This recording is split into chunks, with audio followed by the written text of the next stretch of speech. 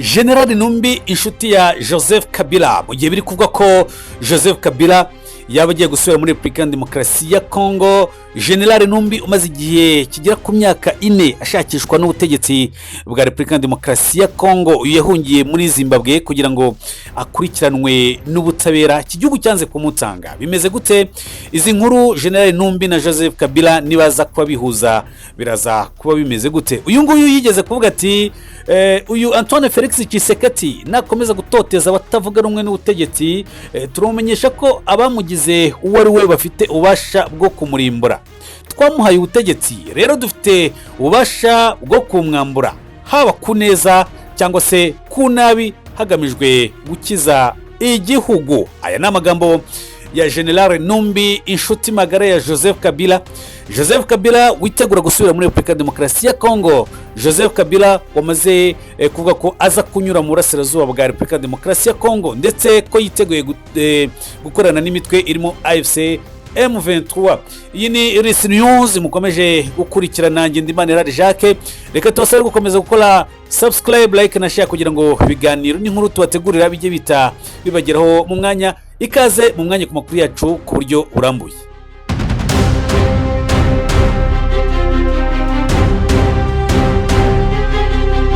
Reka tubasuhuze inshuti bakunzi ba RC News, tubahe ikaze ku nkuru zacu zitandukanye.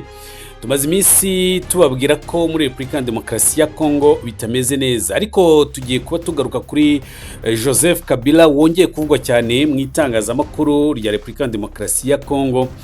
Biri kuvuga ko ashobora gusubira ku butegetsi, ni nyuma kandi yaho bamwe mu nkoramutima ze barimo nk'uyu mu General Numbi uri mu nkoramutima za Joseph Kabila. Uyu nguyu yigeze kuvuga ko bashatse bakura Antoine Felix Tshisekedi ku butegetsi nk'uko n'ubundi aribo babumushyizeho ku bw'amasezerano.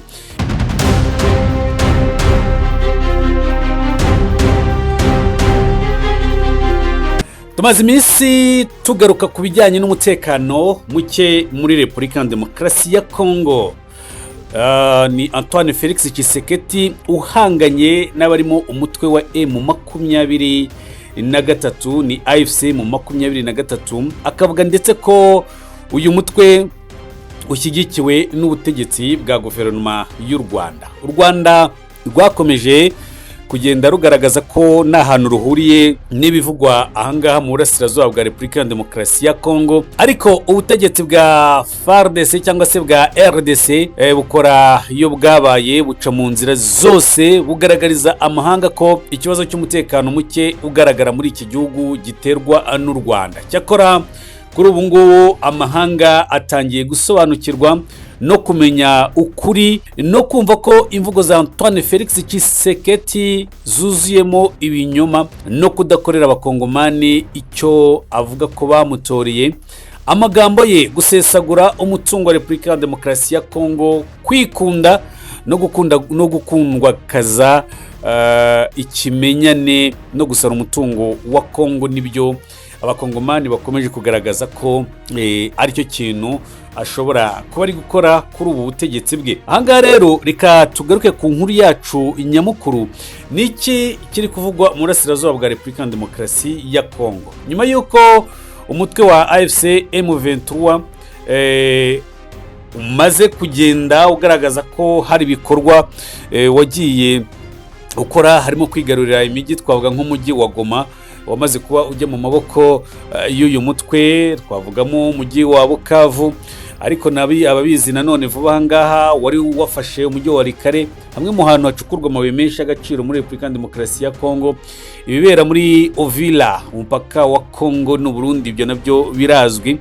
M23 rero ikomeje kwigarurira abatari bake mu bakongomani, bakomeje kumva noneho intego z'uyu mutwe n'icyo urwanirira, nyuma y'uko raporo nyinshi zigaragaje ko Kabila na Antoine Felix Tshisekedi nta kindi ari gukora uretse gusesagura no kwirirwa mu ngendo.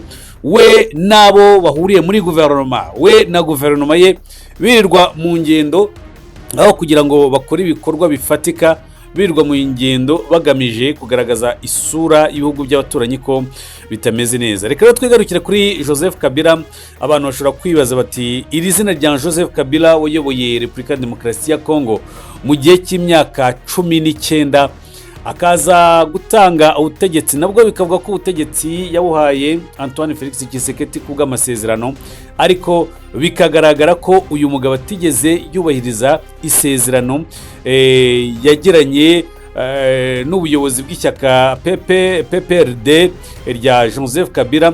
Ibi rero ni nako bimeze, cyane cyane ko binavuga ko amasezerano uyu nguyu gitorerwa kuyobora Repubulika ya Demokarasi ya Kongo, uyu ni Antoine Felix Tshisekedi, yagize igihe cy'umwaka wose kirenga wo kuganira n'uyu mutwe wa M23. Hari ibyo bari bemeranijwe ariko ntiyabasha kubishyira mu bikorwa.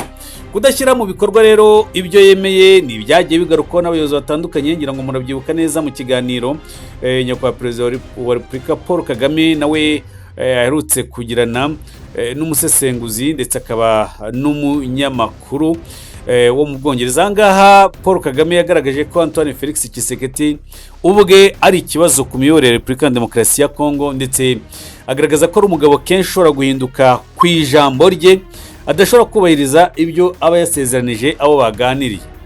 Iyi nkuru rero nitumye tugaruka kuri Joseph Kabila. Joseph Kabila Kabange wayoboye Repubulika ya Demokarasi ya Kongo kuva mu mwaka wa 2001 kugeza mu mwaka wa 2019, akomeje ibiganiro n'abarimo inkoramutima ze nyuma yo gutangaza ko agiye kuva mu buhungiro. Kabila yavuye muri Repubulika ya Demokarasi ya Kongo mu mwaka wa 2023. Ishyaka rye PPRD ryasobanuye ko yagiye gushaka impamyabumenyi y'ikirenga muri kaminuza muri Afurika y'Epfo. Kuva icyo gihe ntiyasubiye mu gihugu cye. Ahangaha babizi neza mu minsi yashize bamwe mu bayoboke b'ishyaka rye, abayobozi b'ishyaka rye bagiye batumizwa mu bucamanza muri Repubulika ya Demokarasi ya Kongo kwisobanura, aho hakekwaga ko hari imigambi mibisha cyangwa se Kabila yaba ashyigikiye umutwe wa M23, ndetse uyu mutwe nyine ukaba ukorana n'u Rwanda. Ibi ni byagiye bigarukaho bamwe mu bayobozi ndetse baza kuba babuzwa uburenganzira burimo n'ubwo gusohoka mu gihugu. Ndavuga bamwe mu bayobozi cyangwa se abagize ishyaka, abamambure bagize ishyaka PPRD, ni ishyaka rya Joseph Kabila. Mu mwaka wa 2024 Perezida Felix Tshisekedi wa RDC yatangaje ko Kabila yahunze, amushinja gukorana n'ihuriro ya M23 rirwanya ubutegetsi bwe, ndetse bishimangirwa ko nabo mu ishyaka UDPS, iri ni ishyaka rya Felix Tshisekedi. Nyuma y'imyaka rero 6 Kabila acecetse, muri Werurwe 2025 yaganiriye na televiziyo muri Namibia, asobanura ko yahagaritse amasomo kugira ngo akurikirane hafi ikibazo cy'umutekano mu burasirazuba bwa Repubulika ya Demokarasi ya Kongo. Aha rero ugaragara ko agiye gukurikirana ikibazo kiri mu burasirazuba bwa Repubulika ya Demokarasi ya Kongo. Minisitiri w'ububanyi n'amahanga muri Kongo, uyu ni Agnes Wegna Kayikwamba, yaje kuvuga ko Joseph Kabila adakenewe muri politike y'iki gihugu no kuba yagira icyo afasha mu gutanga umusanzu wo kugarura amahoro muri iki gihugu.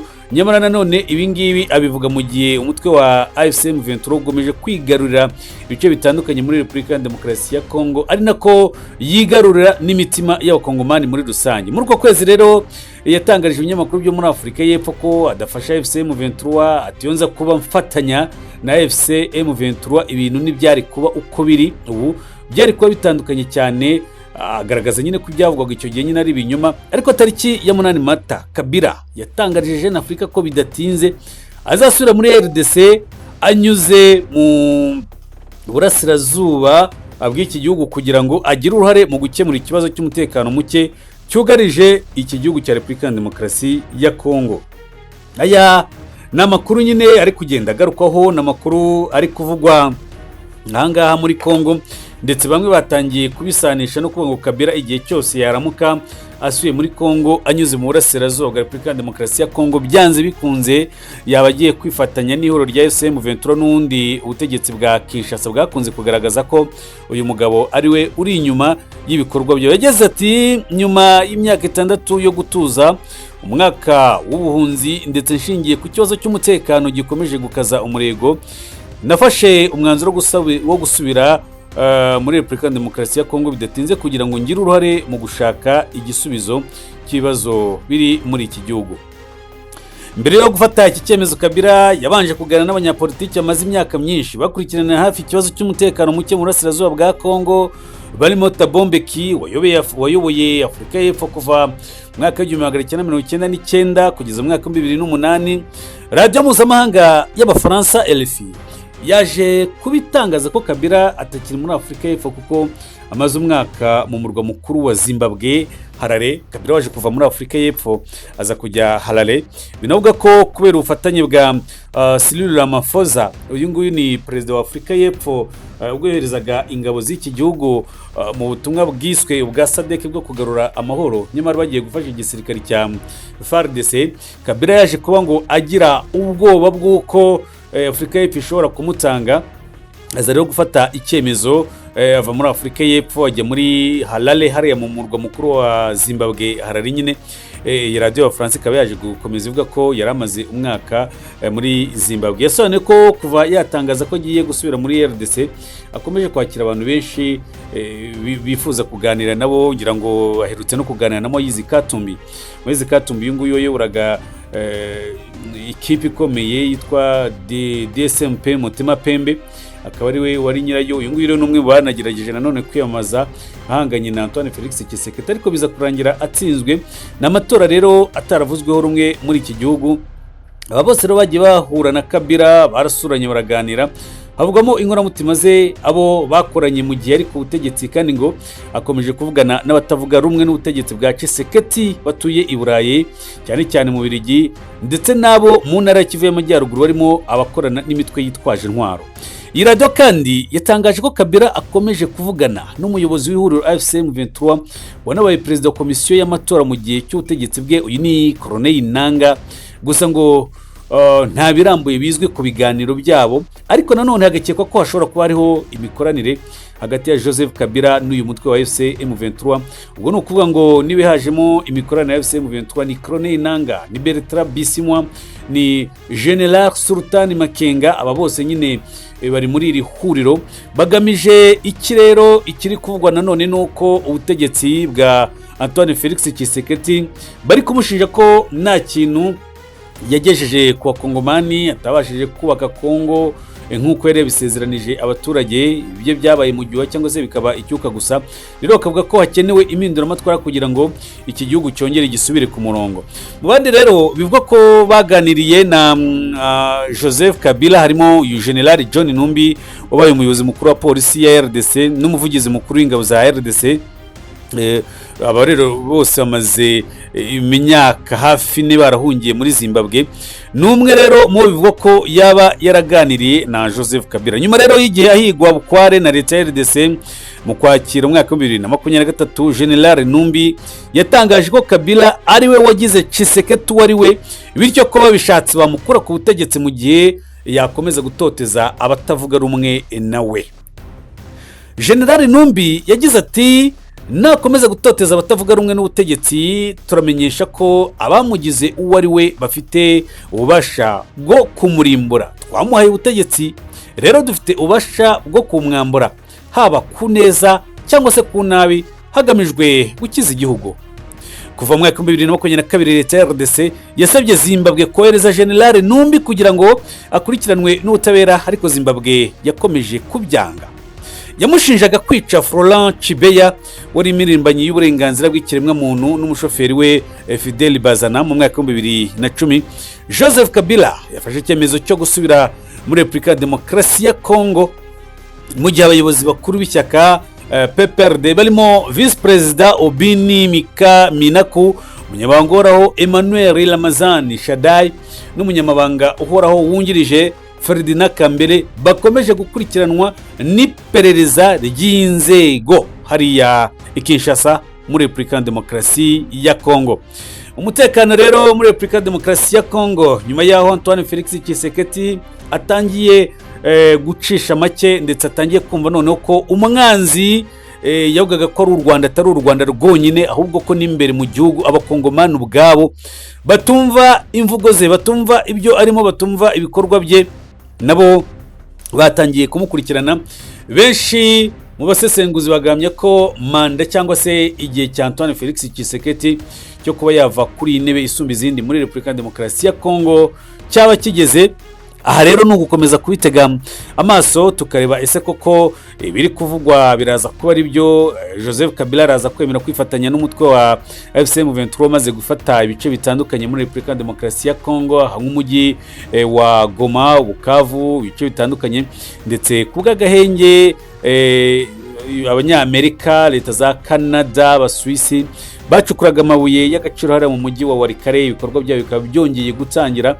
Ariko nanone biri kuvugwa neza ko nubwo ibikorwa byatangiye byatewe n'agahenge katanzwe na M23 na cyane cyane ko yari yigaruriye bino bice, ndetse bakagaragaza ko ubucukuzi bw'amabuye y'agaciro n'ubundi nk'iyi sosiyete ya Alfam yakoreraga ahangaha ishobora ikavuga ko izakomeza ibikorwa byayo yumva itekanye nibura mu gihe cy'ukwezi, ari uko ibiganiro biteganijwe hagati ya Repubulika ya Demokarasi ya Kongo n'umutwe wa FC bishobora kuba byatanga icyizere. Ni nako ariko nanone biri kuvuga ko Repubulika ya Demokarasi ya Kongo yohereje intumwa z'abaringa iduha muri Katari. Abagize M23 bakagaragaza ko icyo Repubulika ya Demokarasi ya Kongo iri gukora ari ugukinisha abantu mu bijyanye n'imishyikirano no kugarura amahoro muri iki gihugu.